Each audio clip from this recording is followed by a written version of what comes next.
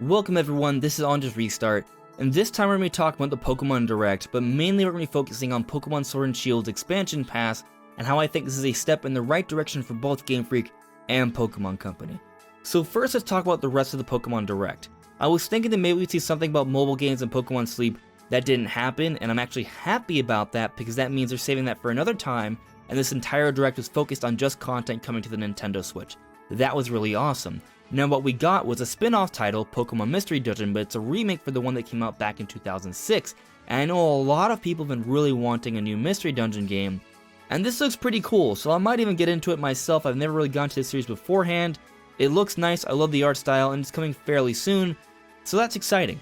But the big thing here was what they talked about for the rest of the Direct, like the last 17 minutes or so, and that was the Pokemon Sword and Shield expansion pass. No Gen 4 remakes, but just DLC.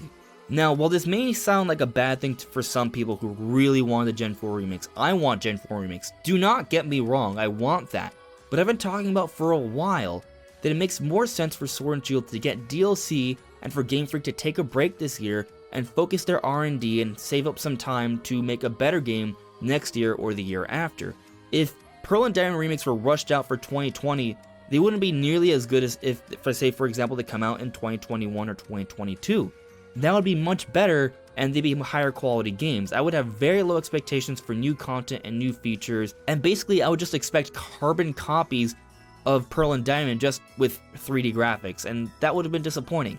So I'm actually happy that Gamefreak is taking a break somewhat here, and that's going to help games coming out in the future. And that's very good, because we've been getting back-to-back Pokemon games for the last few years, and I think that's a big reason why people are really upset with Sword and Shield, because I do think it has affected the overall quality of their games, coming out with games every single year. So now with the DLC, that'll help spread out the release schedule for the Pokemon games, and there's going to be more content, it's going to be a more efficient process, and I think it's going to be really cool. So with the expansion pass though, honestly, while I expected there to be a DLC announcement, it has exceeded my expectations. This is kind of double of what I expected. I expected maybe one new area, a wild area, with some story and maybe some new forms.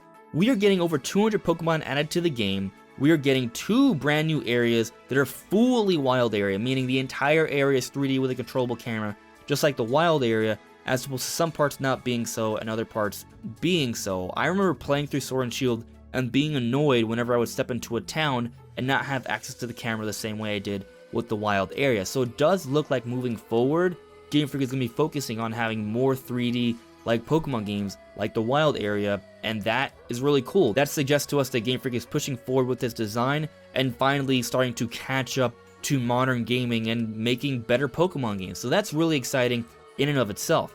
Now on the note of the Pokemon, I know some people are complaining about it because they are bringing back a whole bunch of old Pokemon, but they are not locked behind any sort of paid DLC.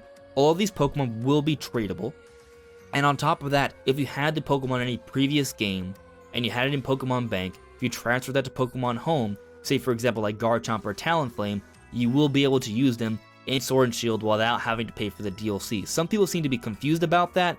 All these old Pokemon that are going to be making it into this DLC will be accessible through Pokemon Home or trades in the base packages for Sword and Shield. So while it still isn't National Dex, it is more Pokemon, so that does improve the situation a little bit. Now another thing that I actually was confused about at first as well was the pricing for this DLC. There's been a lot of confusion here.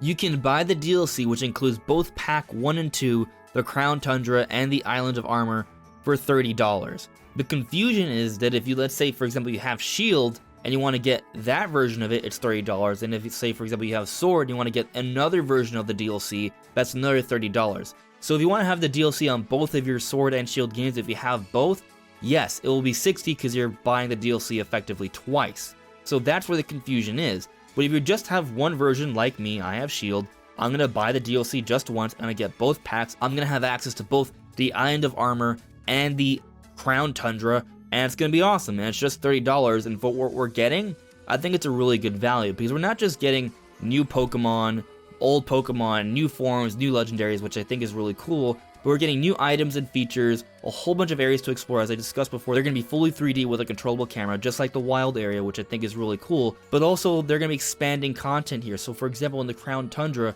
The dens and raid battles, not only can you battle Pokemon in them just like before, but this time you'll actually be able to explore these dens like little caves and mini dungeons in co-op, moving around them and seeing this actual 3D environment as opposed to just doing the battle like in Sword and Shield. That's awesome. That's exciting. I love it. So basically here, Gamefreak is finally taking their time, and they're going to be able to devote more resources to their next Pokemon game coming out in the future, not being rushed out this year, so that's a win right there. We're getting more Pokemon, not just old Pokemon returning, but also a whole bunch of new forms and legendaries, which is really cool. We're getting 2 brand new stories, 2 brand new areas that are denser with content than the wild area, and they're fully 3D, just like the wild area, and there's going to be more content thrown in there, and it's going to be awesome. And apparently, once you beat both of these stories, there's a little bit more content to play in Galar as well, the main part of Galar. That's a lot. That's exciting, and it's just $30, and I'm definitely going to buy this, and I think it's going to be way cooler than anything like a Platinum or an Emerald or a Crystal or an Ultra Trash, Ultra Sun and Moon kind of version. I'm happy about this, and Game Freak is taking a very important step in the appropriate direction here. This is great news. Even if you didn't like Sword and Shield, this is great news for you as well, because they are taking steps to make sure that their games moving forward will be higher quality. And I think that's really important. Anyways, everyone, those are my thoughts on the Direct and Pokemon Sword and Shield's DLC. Let me know what you guys think in the comments below. Take care. Bye.